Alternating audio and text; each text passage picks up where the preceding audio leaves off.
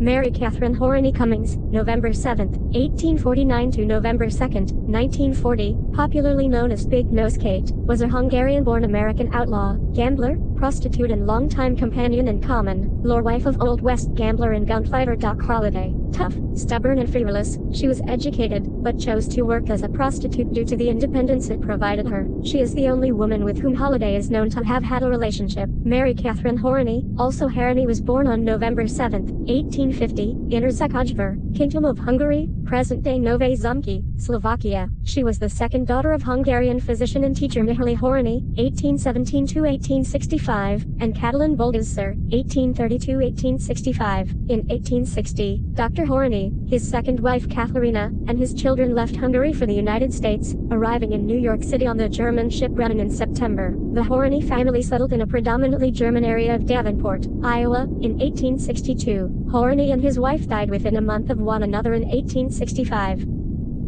In 1866, at age 16, Kate ran away from her foster home and stowed away on a riverboat boat for St. Louis, Missouri. Kate later claimed that while she lived in St. Louis she married a dentist named Silas Melvin with whom she had a son, and that both died of yellow fever. The United States Census records report that Silas Melvin lived in St. Louis in the mid-1860s but that he was married to a steamship captain's daughter named Mary Bust. The census also shows that another Melvin was employed by a St. Louis asylum. Since Kate met Doc Holliday in the early 1870s, she may have confused the two and their occupations when recalling the facts later in her life. Researcher Jen Collins states that Kate entered the Ursuline convent but did not remain long. In 1869, she is recorded as working as a prostitute for Madame Blanche Tribal in St. Louis. In 1874, Kate was fined for working as a sporting woman prostitute in a sporting house, brothel, in Dodge City, Kansas, run by Nellie Bessie Ketchum, James Earp's wife.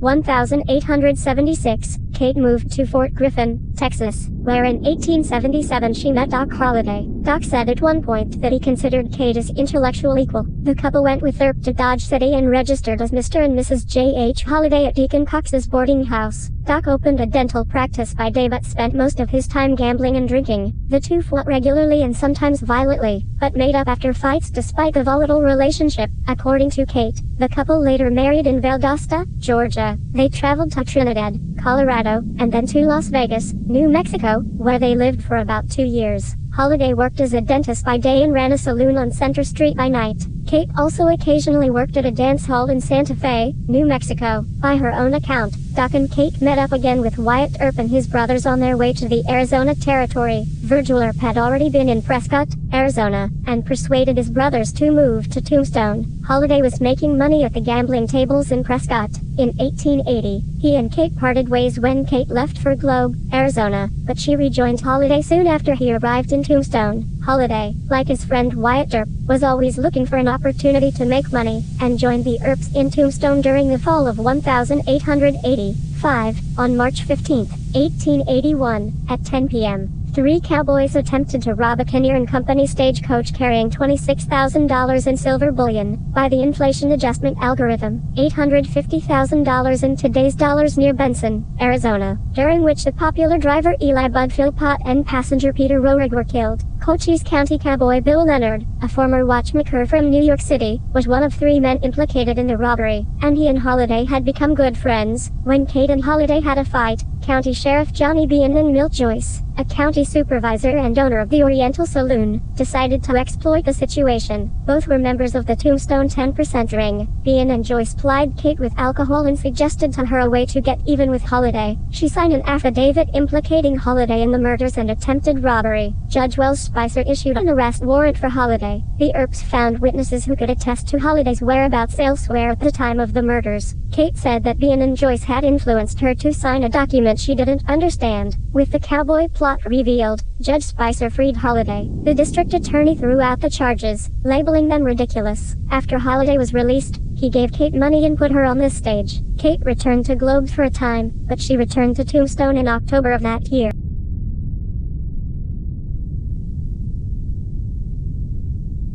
Kate is reported to have made trips to Tombstone to see Holliday until he left for Colorado in April 1882.